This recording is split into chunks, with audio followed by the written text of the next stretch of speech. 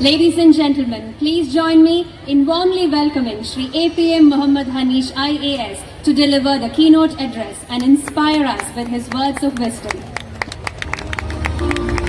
തലങ്ങളിലും പ്രവർത്തിക്കുവാൻ ഭാഗ്യം ലഭിച്ചിട്ടുള്ള വളരെ ചുരുക്കം പേരിൽ ഒരാളാണ് ഞാൻ. അതിനാൽ തന്നെ വർഷങ്ങൾ കഴിഞ്ഞപ്പോൾ വിദ്യാഭ്യാസ രംഗത്തോട് എന്നേക്കുമായി 2023 വിട പറഞ്ഞപ്പോൾ എനിക്ക് നൽകിയ യാത്രയപ്പിൽ ഇനി ഒരിക്കൽ കൂടി തിരിച്ചു വരുമോ എന്ന് ചോദിച്ചപ്പോൾ ഇനിയൊരു തിരിച്ചുവരവ് ഉണ്ടാവാൻ സാധ്യതയില്ല എന്ന് പറഞ്ഞുകൊണ്ടാണ് സ്കൂളുകളോട്, കലാലയങ്ങളോട്, വിദ്യാഭ്യാസ സംവിധാനത്തോട് എല്ലാം ഭരണത്തിൻ്റെ രീതിയിൽ വിട പറഞ്ഞത്. മനസ്സിൻ്റെ രീതിയിൽ തീർച്ചയായിട്ടും വിദ്യാഭ്യാസം, അധ്യാപകൻ, വിദ്യാർത്ഥി എന്നിവയെല്ലാം നിശ്ചയമായിട്ടും കാത്തു സൂക്ഷിക്കുകയും ചെയ്യുന്നു. കാരണം അടിസ്ഥാനപരമായി ഒരു മനുഷ്യൻ അവൻ്റെ അവസാന ശ്വാസം വരെയും ഒരു വിദ്യാർത്ഥിയായി തന്നെ നിലകൊള്ളുന്നു എന്ന് എത്രയോ ചിന്തകന്മാർ പറഞ്ഞിട്ടുണ്ട്. അങ്ങനെ ഒരു വിദ്യാർത്ഥിയായി നിലനിൽക്കണമെന്നുണ്ടെങ്കിൽ തീർച്ചയായിട്ടും കൗതുകം, ജിജ്ഞാസ, അതിലുപരിയായി ലോകത്തെ തിരിച്ചറിയാനും ലോകത്തിൻ്റെ ഗതിവിഗതികളെപ്പറ്റിയും സത്യങ്ങളെപ്പറ്റിയും അസത്യങ്ങളെപ്പറ്റിയും ധർമ്മത്തെപ്പറ്റിയും അധർമ്മത്തെപ്പറ്റിയുമെല്ലാം കൃത്യമായിട്ടുള്ള കാഴ്ചപ്പാടുണ്ടാക്കുവാൻ എന്നും പരിശ്രമിച്ചുകൊണ്ടിരിക്കണം. പലപ്പോഴും നമുക്ക് സംഭവിക്കാറുള്ളത് ഏറ്റവും മികച്ച രീതിയിലുള്ള വിദ്യാഭ്യാസം പൂർത്തിയാക്കി തുടർ വിദ്യാഭ്യാസവുമെല്ലാം കഴിഞ്ഞ് ഉപരിപഠനം പൂർത്തിയാക്കി കഴിയുമ്പോൾ ഒരു ജോലിയിലേക്ക് അല്ലെങ്കിൽ ഒരു ജീവിത പന്ഥാവിലേക്ക് എത്തിച്ചേരുന്നു. അവിടെ എത്തിച്ചേർന്നു കഴിഞ്ഞാൽ ഒരു ഡോക്ടറാകട്ടെ, ഒരു എഞ്ചിനീയർ ആകട്ടെ, ഒരു സിവിൽ സർവൻ്റ് ആകട്ടെ, ഒരു വക്കീലാകട്ടെ, ഒരു പത്രപ്രവർത്തകനാകട്ടെ, പിന്നീട് അങ്ങോട്ട് കൃത്യമായിട്ടുള്ള പഴകി തഴമ്പിച്ച രീതികളിലൂടെ മാത്രമേ നമ്മളെല്ലാവരും പോകാവുള്ളൂ. അതുകൊണ്ട് തന്നെ പിന്നീട് അങ്ങോട്ട് ഒരിക്കലും മറ്റൊരു തലത്തിൽ മറ്റൊരു മേഖലയെപ്പറ്റിയോ മറ്റു കാര്യങ്ങളെപ്പറ്റിയോ കൃത്യമായിട്ടുള്ളൊരു വിലയിരുത്തലോ എന്തിന് അടിസ്ഥാനപരമായിട്ടുള്ളൊരു ധാരണ പോലും വേണ്ട എന്ന് വെക്കുന്ന ധാരാളം പേരെ കാണാൻ സാധിക്കും. ഞാൻ ആരോഗ്യവകുപ്പ് സെക്രട്ടറി ആയിട്ടും പ്രവർത്തിച്ചിട്ടുള്ള വ്യക്തിയായതുകൊണ്ട് പറയുകയാണ്, നമ്മുടെ ഡോക്ടർമാരോട് സംസാരിക്കുന്നത് വളരെ രസകരമാണ്. കാരണം അവർ പറയുന്ന ഭാഷ മനസ്സിലാക്കുവാൻ നമ്മളും ഒരു MBBS എടുക്കേണ്ടതായിട്ട് വരും.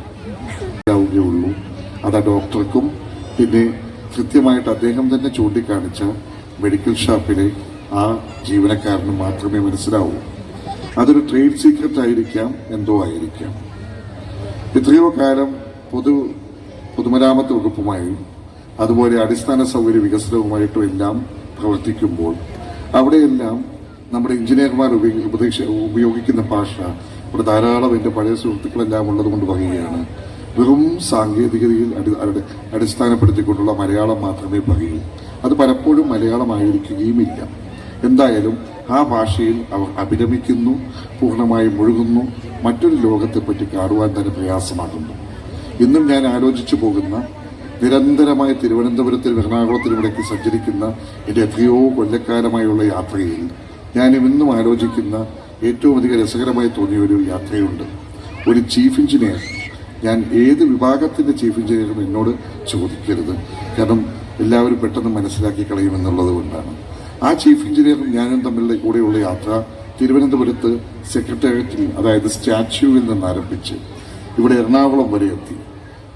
ആകെ കൂടി പറഞ്ഞത് ആ മരാമത്തിൻ്റെ കാര്യമല്ലാതെ മറ്റു മനുഷ്യരെ പറ്റി പറഞ്ഞില്ല, വ്യക്തികളെ പറ്റി പറഞ്ഞില്ല, പുസ്തകം, സിനിമ, കല, സാഹിത്യം അല്ലെങ്കിൽ നാട്ടുവർത്തമാനം, എന്തിന് പരദൂഷണം പോലും പറഞ്ഞില്ല. അദ്ദേഹം വെറും സാങ്കേതിക ശാസ്ത്രം മാത്രമേ പറഞ്ഞുള്ളൂ. നമ്മുടെ ലോകത്തിന് ഇന്ന് സംഭവിച്ചിരിക്കുന്ന ഏറ്റവും വലിയ പ്രയാസം സ്പെഷ്യലൈസേഷന് വേണ്ടി പോയപ്പോൾ അടിസ്ഥാനപരമായ പൊതുധാരണ ഉണ്ടാക്കിയെടുക്കുവാൻ പലർക്കും സാധിക്കാതെ വന്നു എന്നുള്ളതാണ്. തൽഫലമായി പഴയ പല ചീഫ് സെക്രട്ടറിമാരും പറയുന്നത് പോലെ കേരളത്തെ പോലെ ഇത്രമാത്രം കമ്പാർട്ട്മെന്റലൈസ്ഡ് ആയിട്ട് പോയ റെയിൽവേ ട്രാക്കിൽ നമ്മൾ ഓടുന്ന തീവണ്ടിയിൽ നിരവധി കമ്പാർട്ട്മെന്റുകളുണ്ട്. ഒരു കമ്പാർട്ട്മെന്റിന് മറ്റൊരു കമ്പാർട്ട്മെന്റുമായി ബന്ധമുണ്ടാക്കുവാൻ വേണ്ടി ഉണ്ടാക്കി വെച്ചിരിക്കുന്ന ഒരു ആടിയിരിക്കുന്ന നമ്മളൊക്കെ വളരെ സൂക്ഷിച്ച് നടന്ന് കിടക്കുന്ന ഇടയ്ക്കുള്ള ഒരു വിടവുണ്ടല്ലോ, ആ വിടവ് കടക്കുവാൻ ഒരു അഭ്യാസിയുടെ കീഴ്വഴക്കം വേണം. കാരണം അല്ലെങ്കിൽ വീണുപോകും. ആ തരത്തിലുള്ളൊരു കമ്പാർട്ട്മെന്റലൈസേഷൻ വിജ്ഞാനത്തെ സംബന്ധിച്ചും അറിവിനെ സംബന്ധിച്ചും ഉണ്ടായിപ്പോയി എന്നത് ഒരു വേള സ്പെഷ്യലിസ്റ്റ് പറയും അത് തന്നെയാണ് വേണ്ടതെന്ന് പറയും. മറ്റൊരു രീതിയിൽ ചിന്തിച്ചാൽ ഒരു ലോകത്തെ അതിന്റെ സമഗ്രതയിൽ കാണുവാനും ജപ്പാൻ മുതൽ അമേരിക്ക വരെയും ഉത്തര ധ്രുവം മുതൽ ദക്ഷിണ ധ്രുവം വരെയും ഈ പ്രപഞ്ചത്തെ പറ്റിയും നമ്മുടെ ഗാലക്സി എന്ന് പറയുന്ന ആകാശഗംഗ എന്നും മിൽക്കി വേ എന്നും പറയുന്ന നമ്മുടെ ഗാലക്സിയും മറ്റനേകം ഗാലക്സികൾ ചേർന്ന പ്രപഞ്ചത്തെ പറ്റിയും സർവ്വജീവജാലങ്ങളെ പറ്റിയും എല്ലാം സംസാരിക്കുമ്പോൾ അതിലൊന്നും തന്നെ എത്തുന്നത് 1-ാം ക്ലാസ്സിലേക്കാണ്. 1-ാം ക്ലാസ്സിൽ പോയി എത്തുന്നു എന്ന് പറയാൻ കാരണം ആ 1-ാം ക്ലാസ്സിൽ ആ കുട്ടിക്ക് നമ്മൾ പകർന്നു നൽകേണ്ടിയിരുന്ന ഒരു സമഗ്രമായ ഒരു ചിന്ത, സമഗ്രമായ ദർശനം പലപ്പോഴും നമുക്ക് നൽകാൻ സാധിക്കാതെ പോയി. നമ്മളെല്ലാവരും അച്ചീവേഴ്സിനെ സൃഷ്ടിക്കാൻ ശ്രമിച്ചു. എല്ലാവരും അച്ചീവേഴ്സ് ആകണമെന്ന് പറഞ്ഞു. എന്താണ് അച്ചീവ്മെന്റ് എന്ന് പറഞ്ഞാൽ 10-ാം ക്ലാസ് കഴിഞ്ഞാൽ 11-ാം ക്ലാസ്സിലും 12-ാം ക്ലാസ്സിലും പഠിക്കുന്ന ഒരുവിധപ്പെട്ട മിടുക്കന്മാരെയും മിടുക്കൻ വേളയും ഒന്നും ഒരു പൊതുവേദിയിൽ കാണാൻ സാധിക്കില്ല. അവരാരും വീട്ടിലില്ല. ചോദിച്ചാൽ പറയും ഒന്നുകിൽ പാലായിലാണ് അല്ലെങ്കിൽ തൃശ്ശൂരിലാണ്. പാലായ്ക്കുള്ള പ്രാധാന്യം എന്ത്, തൃശ്ശൂരിനുള്ള പ്രാധാന്യം എന്ത് എന്ന് എൻട്രൻസ് പരീക്ഷയുമായി ബന്ധപ്പെട്ട പ്രിയപ്പെട്ട സുഹൃത്തുക്കൾക്ക് എല്ലാവർക്കും മനസ്സിലാവുകയും ചെയ്യും. അങ്ങനെ പഠിച്ച് രാവും പകലും അധ്വാനിച്ച് മാനസികമായും ശാരീരികമായിട്ടും പൂർണ്ണമായിട്ടുള്ള തളർച്ചയിലേക്ക് പോകുമ്പോൾ അതാ ഉയർന്നു വരുന്നു ഒരു റാങ്ക്. ആ റാങ്കാണ് എൻട്രൻസ് റാങ്ക് എന്ന് പറയുന്നത്. അവിടെ നിന്ന് അങ്ങോട്ടൊരു പുതിയ രീതിയിലേക്ക് പോകുമ്പോൾ നമുക്ക് സംഭവിച്ചു പോകുന്നത് എന്താണ്? ജീവിതത്തിൽ ഒരു വേള വിജയം കണ്ടെത്തി സ്പെഷ്യലിസ്റ്റുകളെ വേണമെന്ന് പറയുന്നവർക്ക് സന്തോഷകരമായ കാര്യമാണ്.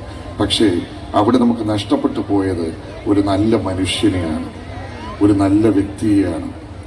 സത്യവും നീതിയും ധർമ്മവും ദയയും ലോകത്തെ ആകമാനം ഒന്നായി കാണുവാനുള്ള കഴിവും ഒരു കൈക്കുടന്നകത്ത് ലോകത്തിന്റെ സൗന്ദര്യത്തെ പൂർണ്ണമായും ദർശിക്കുവാനും ഒരു നുള്ളു മണ്ണെടുത്തുകൊണ്ട് അതിനുള്ളിൽ നിന്ന് ലോകത്തിന്റെ പുരളിനെ പറ്റി പൂർണ്ണമായിട്ട് ഗ്രഹിക്കുവാനും സാധിക്കുന്ന തരത്തിലുള്ളൊരു കാഴ്ചപ്പാട് നമുക്കെന്തോ സ്കൂളുകളിൽ കൈമോശം സംഭവിച്ചു പോയോ എന്നൊരു സംശയം.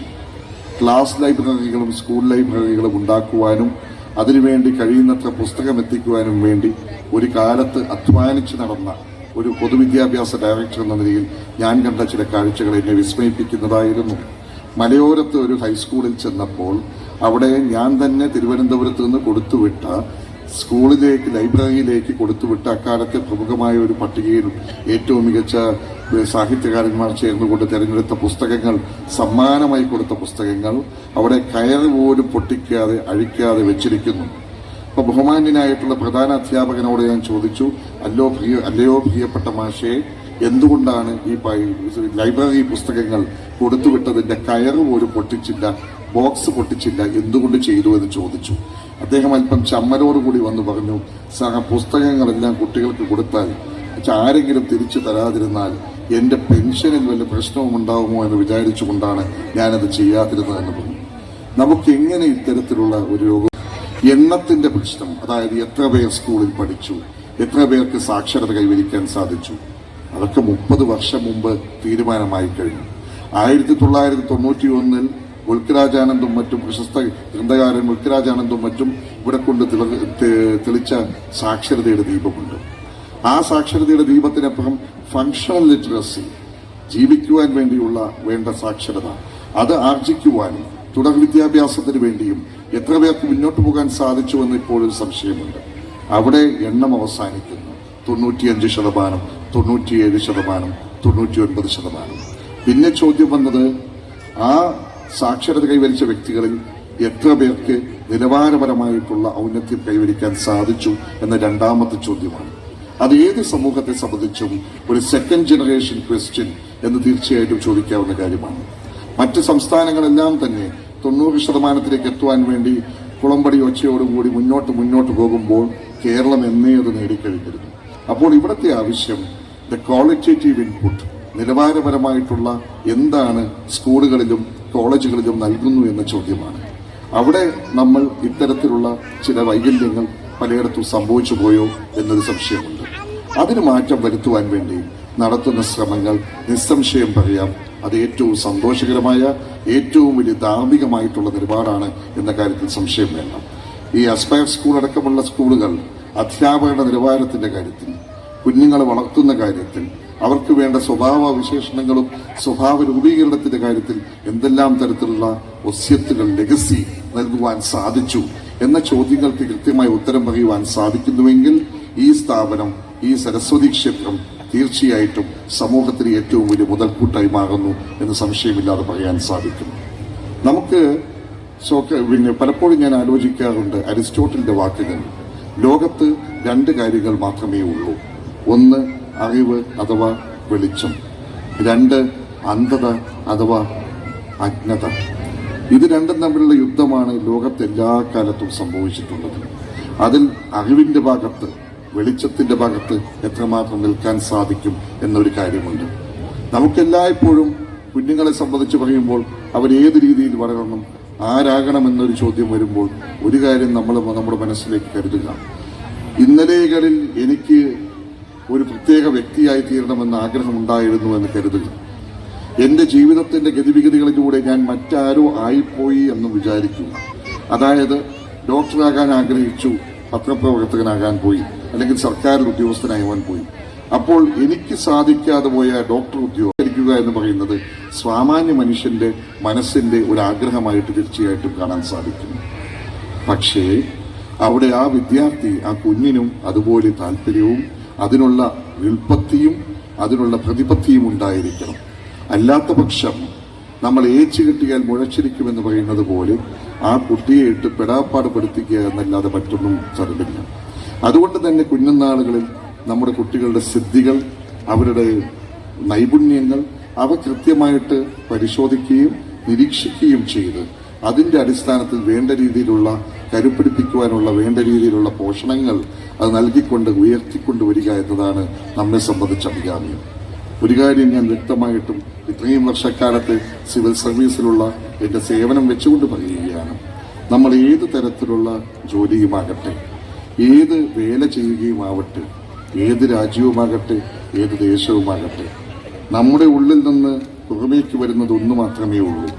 സത്യത്തിന്റെ, ധർമ്മത്തിന്റെ ദർശനങ്ങൾ മാത്രമായിരിക്കും. സത്യവും ധർമ്മവും ഉണ്ടെങ്കിൽ കഠിനാധ്വാനവും അതിലുപരിയായി നിശ്ചയദാർഢ്യവും അതോടൊപ്പം വരും. ഇതെല്ലാം ഒരുമിച്ച് വരുമ്പോൾ മാത്രമേ ഒരു മനുഷ്യന് അവനവന്റെ അവസ്ഥയെക്കുറിച്ച് വ്യക്തമായിട്ടുള്ള ബോധ്യമുണ്ടാക്കുവാനും ഞാൻ ആരാകണം എന്നതിനെപ്പറ്റി ഒരു തീരുമാനമെടുക്കാൻ മാതാപിതാക്കളുടെ, രക്ഷാകർത്താക്കളുടെ, അധ്യാപകരുടെ, നാട്ടുകാരുടെ സഹകരണത്തോടുകൂടി സാധിക്കുകയുമുള്ളൂ. ഇന്ന് പഠിക്കുവാൻ വേണ്ടി ശ്രമിക്കുന്ന ഒരു കുട്ടിയെ സംബന്ധിച്ച് ഒരു പഴയ കാലത്തെ അപേക്ഷിച്ച് ഒരു ഫീസ് അടയ്ക്കുവാൻ അല്ലെങ്കിൽ തരത്തിലെ ചെലവുകൾ വഹിക്കുവാൻ വേണ്ടി എവിടെയെങ്കിലും പോയി കഷ്ടപ്പെടേണ്ട ഒരു അവസ്ഥ ഇന്നില്ല. എല്ലാ അർത്ഥത്തിലുമുള്ള സഹായം സർക്കാരുകൾ മുതൽ പഞ്ചായത്തുകൾ വരെ നൽകിക്കൊണ്ടിരിക്കുന്നു. രണ്ടാമതായി ഉന്നത വിദ്യാഭ്യാസത്തിന് പോകാനാണെങ്കിൽ വായ്പ ലഭിക്കുന്നതിന് യാതൊരുവിധ പ്രയാസവുമില്ല. അങ്ങനെ സാമ്പത്തികമായ ബുദ്ധിമുട്ട് കഴിവതുമില്ലാതാകുമ്പോൾ പിന്നെ ഉണ്ടാകേണ്ടത് എന്താണ്? ഉണ്ടാകേണ്ടതൊന്നാണ് മനസ്സിന്റെ കരുത്ത്. മനസ്സിന്റെ കരുത്തും കൃത്യമായിട്ടുള്ള ദിശാബോധവും അതിലെല്ലാം ഉപരിയായി ഒരു നാൾ എവിടെ ഏത് ലക്ഷ്യത്തിൽ ഞാൻ എത്തിച്ചേരണമെന്നതിനെ പറ്റിയുള്ള വ്യക്തമായ സ്ഫുടമായ കാഴ്ചപ്പാടും വേണം. പരാജയങ്ങൾ സംഭവിക്കാം, പരാജയങ്ങളില്ലാത്ത മനുഷ്യരില്ല. പക്ഷെ പരാജയങ്ങൾ പോലെ ഒരു അമൃത് നമുക്ക് ലോകത്തുണ്ടാവുകയുമില്ല. ഓരോ പരാജയത്തിന്റെയും കൃത്യമായിട്ടുള്ള മെഡിക്കൽ ക്ലാസ്സുകളിൽ പറയുന്ന അനാറ്റമി എന്ന് പറയുന്നത് ഒരു കൃത്യമായിട്ട് അത് തലനാരിഴ കീറിക്കൊണ്ട് പരിശോധിക്കുകയാണെങ്കിൽ അതിൽ നിന്ന് പരാജയത്തിന്റെ കാര്യങ്ങളും കാരണങ്ങളും മനസ്സിലാക്കിക്കൊണ്ട് ഏറ്റവും ഉജ്ജ്വലമായ വിജയം നേടിയെടുക്കുവാനുള്ള ഔഷധം പരാജയത്തിൽ നിന്ന് ലഭിക്കുന്നു എന്നും നമുക്ക് മനസ്സിലാക്കാൻ സാധിക്കും. ഒരു കാര്യം മാത്രം, വയസ്സിൽ കിൻഡർഗാർട്ടൻ അല്ലെങ്കിൽ പ്രീ കിൻഡർഗാർട്ടനിലേക്ക് വരുന്നു. 17-ാം വയസ്സാകുമ്പോഴേക്കും സ്കൂളിനോട് വിട പറഞ്ഞുകൊണ്ട് കലാലയങ്ങളിലേക്ക്, സർവകലാശാലകളിലേക്ക് പോകുന്നു. ഈ 12-13 വർഷക്കാലത്തിനിടയ്ക്ക് തീരുമാനമാകുന്നു ഉത്തമനമായ പൗരനായോ അധമനായ വ്യക്തിയായോ എന്ന ചോദ്യം. ആ ചോദ്യത്തിന് ഉത്തരം നൽകുക എന്നതാണ് ഭാരതത്തെ സംബന്ധിച്ചും ലോകത്തെ സംബന്ധിച്ചും ഏറ്റവും അധികം ഉത്കടമായ ഒരു ചോദ്യമെന്ന് നമ്മൾ മനസ്സിലാക്കുക. ഒരു ചൈനീസ് പഴമൊഴി ഉദ്ധരിച്ചുകൊണ്ട് ഞാൻ അവസാനിപ്പിക്കുന്നു. നമ്മുടെ ഏറ്റവും വലിയ മഹത്വം എപ്പോഴും വിജയിക്കുക എന്നതിലല്ല, നമ്മൾ എപ്പോഴും പരാജയപ്പെടുന്നതും എന്നതുമല്ല. പക്ഷെ ഓരോ തവണ പരാജയപ്പെടുമ്പോഴും വീണ്ടും വീണ്ടും ഉയർത്തെഴുന്നേറ്റുകൊണ്ട് പ്രവർത്തിക്കുന്നു എന്നതിലാണ് നമ്മുടെ മഹത്വം എന്ന് മനസ്സിലാക്കിക്കൊണ്ട് അത്തരത്തിലുള്ള മനസ്ഥൈര്യത്തോടുകൂടി, ആത്മവിശ്വാസത്തോടുകൂടി, ധാർമ്മിക ബോധത്തോടുകൂടി ഈ ലോകത്തെ ഒന്നായി കാണുവാൻ, ഈ കാറ്റിനെയും ഈ വെളിച്ചത്തെയും ഈ പ്രകാശങ്ങളെയും മണ്ണിനെയും മനുഷ്യരെയും സ്നേഹിക്കുന്ന വ്യക്തിത്വങ്ങളായി മാറുവാൻ എല്ലാവർക്കും സാധിക്കട്ടെ എന്ന് ആശംസിച്ചുകൊണ്ട് ഞാൻ എൻ്റെ എളിയ വാക്കുകൾ ഉപസംഹരിക്കുന്നു. നന്ദി, നമസ്കാരം.